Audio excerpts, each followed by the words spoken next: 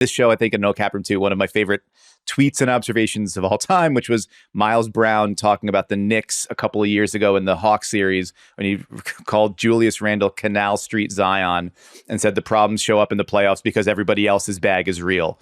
And which makes me think of real Zion. And of you also, you're saying like when you go up against these teams, you're going up against legit all NBA guys up and down every roster. And that is what Zion has shown he can be. And it's why I think a lot of this season has left you feeling a little bit cold, even as like on the merits, it's like for most other guys, you'd look at it and say, well, he's averaging like 22, 5 and 5 on 600 true shooting. That's like Hall of Famers do that.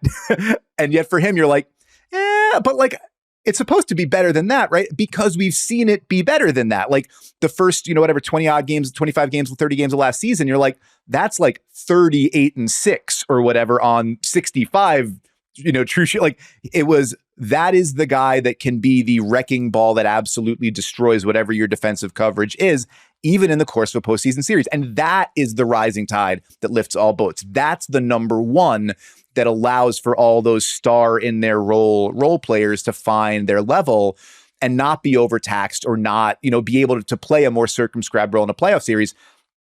And that is not necessarily the Zion we have seen for most of this season. I'm wondering, you mentioned he has sort of been trending up, and some of that has had to do with the move to put the ball in his hand more. Willie Green saying, I'm going to lean more into point Zion.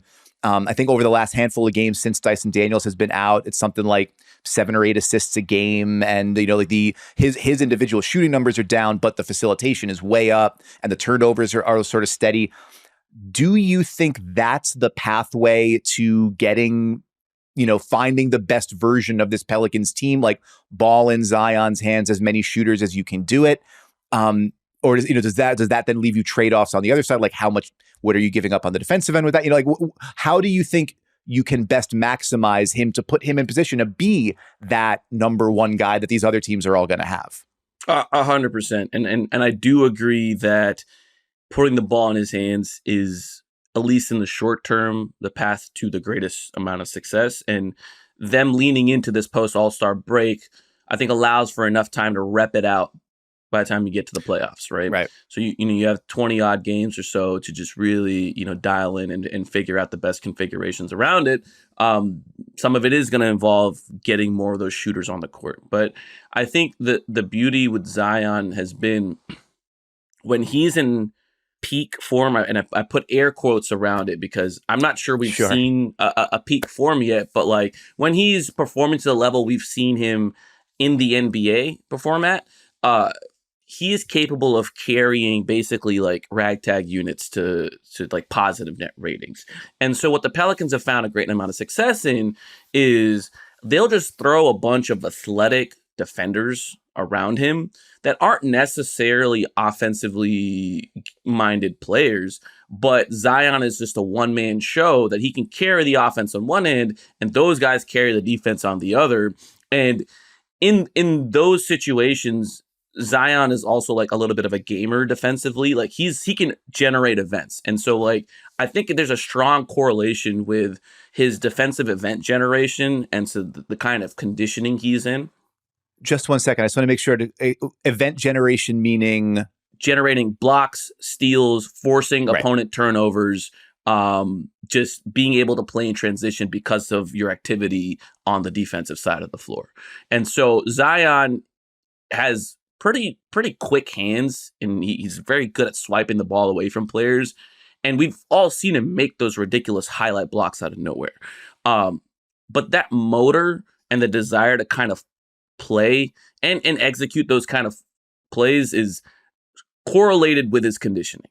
And his conditioning has steadily improved as the season has went on. And so like CJ McCollum recently gave I believe it was at a post game, but maybe it was at practice. I forget which one.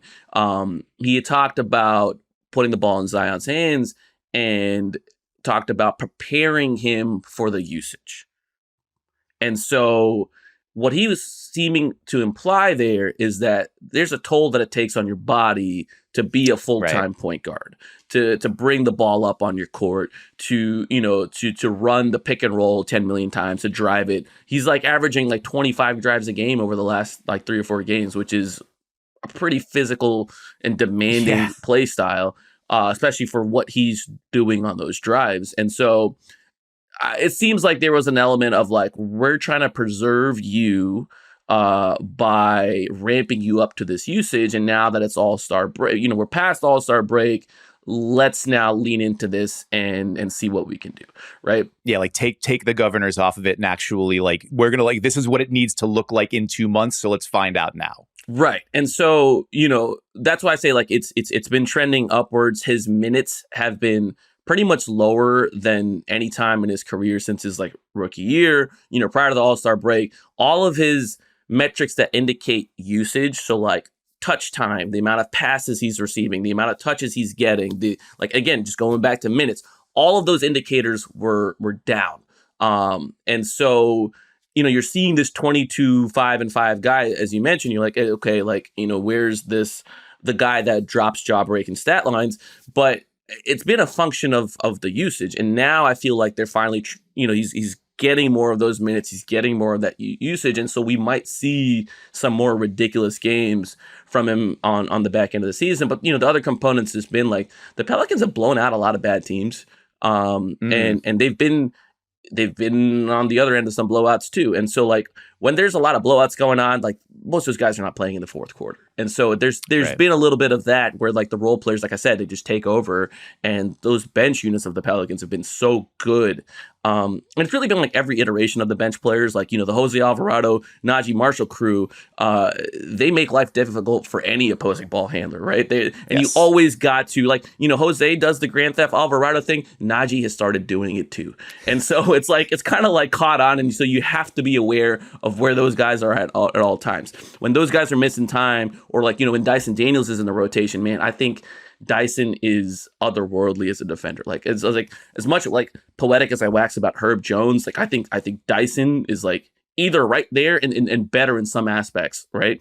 And so he's been a handful to deal with. He's had his moments. Jordan Hawkins has had moments, and he's been in and out of the rotation. But like when he gets in, you're like, you look up, he's played 15 minutes and scored 17 points, and you're like, oh, okay, like this guy is also a handful. So they've had meaningful contributions from pretty much everyone on their roster, even their two-way guy, Matt Ryan. And it's been one of those things where the Stars, the only time that they've really been pushed are these like crunch time situations, and they just haven't had the reps, and those crunch time situations have been bad for them, right? I think for the first 55 games or so, there wasn't a real hierarchy established on like what to do in those crunch time situations. I'm optimistic moving forward, the hierarchy is Zion initiates, and then everything else flows off of that. So I think there's a lot that they can do, which is optimistic in terms of correcting things or improving things. And I think it's a better spot to be in as opposed to being a team that you're just know that like you just can't do. There's no more buttons to push, right? There's certain teams you're like, this is the ceiling. We found it. We've brushed up against it. We've tried to burst through it. Can't do it. Sorry. But like, I think with the Pelicans, they're finding out like, oh, we do have buttons to push. Can you push them consistently? Can you get better at pushing them? And so I'm hoping these next 20 games or so reveal that.